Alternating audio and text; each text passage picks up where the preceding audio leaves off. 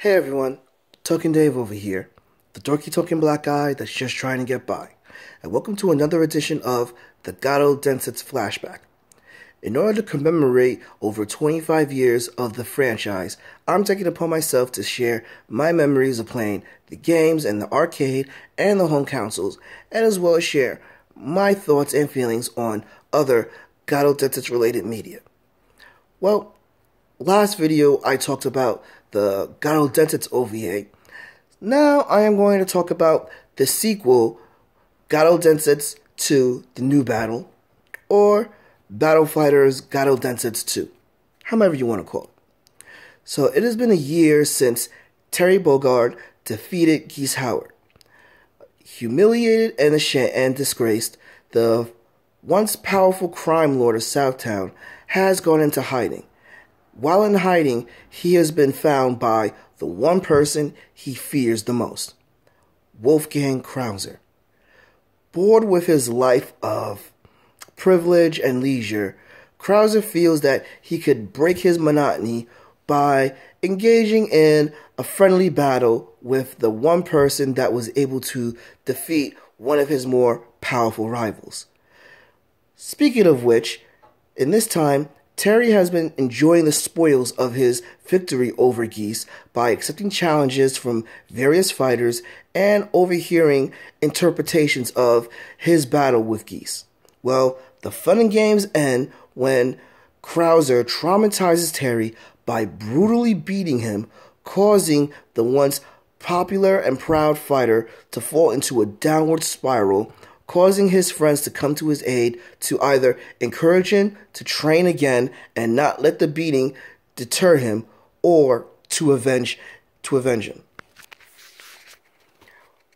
When I initially saw this, I loved the anime. I love this OVA, but only one thing really bothered me: the interpretation of Terry.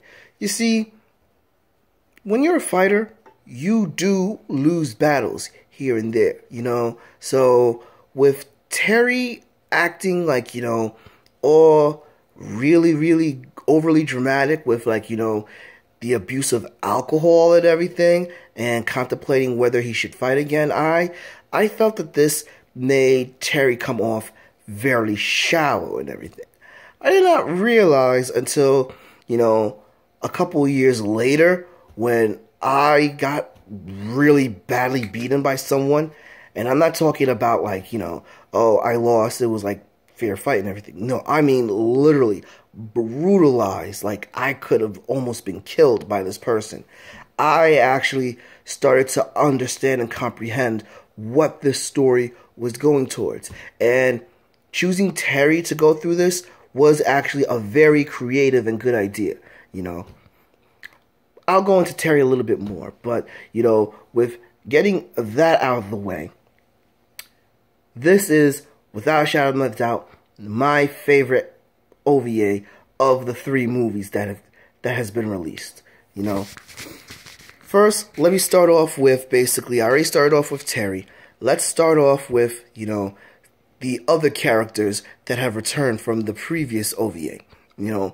We see Joe Higashi back, and this time, he is actually voiced by a different voice actor, and this is where his voice actor and his personality actually matches what is that in the game, Joe in the original, in the first movie, while I did kind of like the take on it, they made him a little too stern, and they try to make him a little too dangerous and everything. While Joe is he's a Muay Thai fighter, so Muay Thai fighters, if you're trained in Thailand and everything, you're already tough as nails, but they try to overdo it with Joe in the first movie. Here, they toned him down, and, he is the Joe that we all know and love, He is basically, he's a badass, but he is very approachable and very lighthearted. Andy, which, in all honesty, this is, to me, my favorite interpretation of Andy, is much more of a stern martial artist. He has been training consecutively ever since the last movie. And it shows. You know, the guy is much stronger, much faster, and much more confident as a fighter on his own. And to top it off, like, anytime he's on the screen and everything, it is actually truly amazing to see him. And I got my cat in the way, so, you know, I had to, hey, this is not Legend of the Cat, this is Legend of the Hungry Wolf, alright? Sorry about the interruption, guys. Anyway, so the return of Joe and Andy and everything is done extremely well, you know. However, the show stealer, well, before I go into the show stealers, let me also address, like, you know, a new cast member for this OVA. Tony, Terry's self-proclaimed #1 fan, which you gotta question how much of a fan he really is of Terry, because, like, he didn't recognize him when he first saw him. It's like, okay. And he claimed to be a fan of his ever since he won the American Martial Arts Tournament. And you didn't know what he looked like. Some fan, kid. But neither here, that out of the way, you know, people complain about annoying kid characters and everything. Well, I'm more lenient because it's like, listen, like, you know, we've all kind of been there. Try to put yourself in those shoes if you were a kid, you know. But with that out of the way, Tony, for some reason, he doesn't come off that way to most people, which I am glad and everything. And the character Tony himself is actually pretty cool. You know, streetwise kid that gets around and everything, but he's also a very hard worker. He actually, like, you know, does odd jobs for his mother ever since his father died in a street fight and everything. We find this out during the anime. Actually, we find this out in his intro, where we see some kids trying to reenact the battle of, like, you know, Terry and Geese and everything, and how he takes down 3 kids at once. Amazing. And top it off, kind of reminiscent of something I did when I was a kid, you know. One thing that kind of bothers me about these movies is that, you know, a lot of the characters, like, you know, they get brief cameos, and most of them are really just there and everything, you know. This anime suffers that with a cameo of Billy Kane, a cameo of Big Bear, a cameo of Chung, and basically a cameo of Axel Hawk and everything. However, there are 2 cameo appearances with Kim Kafan and Lawrence Blood that are actually pretty damn cool and everything. Especially the Kim Kafan cameo with the opening fight between him and Terry. That is really cool. However, and of course, there's the cameo of Geese in the very beginning, the very middle, and the very end. However, you know, the 2 characters that really steal the show are Krauser and Mai Shiranui. You know, well, Shiranui and everything. Let me go into Mai first. Mai is a fan favorite for obvious reasons, you know.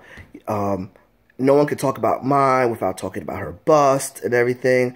Me, as more of a breast man, I can fully understand that. However, there's more to Mai than just her, just her pectoralis and everything. She is actually, like, you know, she alleviates the OVA. When things could, like, you know, get really dark and get really depressing and everything, Mai is there to, like, you know, with her bubbly personality to, like, you know, make light of a situation and not to the expense of everything.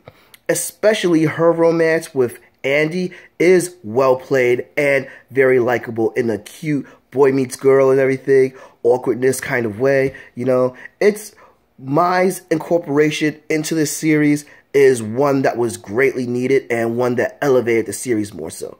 Especially, like, you know, I love her little banter between her and Joe and everything, with Joe being Andy's best friend and basically, you know, Andy being her romantic interest. It's like, you know, that little brother-sister squabble and everything that best friends tend to have with their, best friends tend to hang with their friend's girl, or the girl tends to have with her man's best friend. So it's pretty cute right there, you know.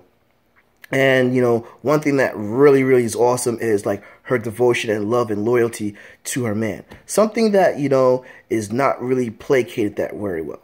And I gotta say this about about watching Japanese anime or any Japanese show.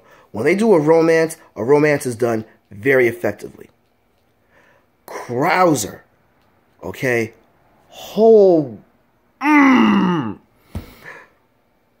When I saw his initial design in the games, you know, I was like, damn, that's a big mofo right here and everything, you know? And I was not a fan of his purple mustache, but I love the purple hair. But damn, Krauser in this anime, whoo! You know, now granted, he's more of an antagonist than a villain, meaning that he is more neutral and everything, and more of like, you know, a force to be reckoned with and everything, like pretty much like how Darth Maul was in the Phantom Menace movie. He was more of an obstacle and everything, but a damn near impossible or a hard obstacle to get around. The way he beat the crap out of Terry so quickly, oh my god, and how fast he was, but also his demeanor about everything. You know, he wasn't this mustache-twirling guy. This was a straight-up Bond villain in the most sophisticated manner. Only, to be honest, when I think Bond villains, I really think that of Krauser as the best Bond villain ever and everything, because his sophistication that was only matched with his brutality and his, like, you know, overpowering nature and everything, and how, like, despite him being privileged and everything, was so much of a badass in this. Oh man, you know, my words won't do this justice. You watch Krauser in action in this OVA, you are in for a treat. Speaking about being in for treats and everything, the fight scenes in this are a lot better. You know, while they're still, like, you know, I still feel like they could have had a little bit more and everything, and some of them could have been drawn out a little bit better. They're still remarkable to watch and everything. Terry's fight with Kim, both of Terry's fights with Krauser, and basically one of my favorite fights of all anime, the fight between Terry and Andy. It's just simply amazing and everything.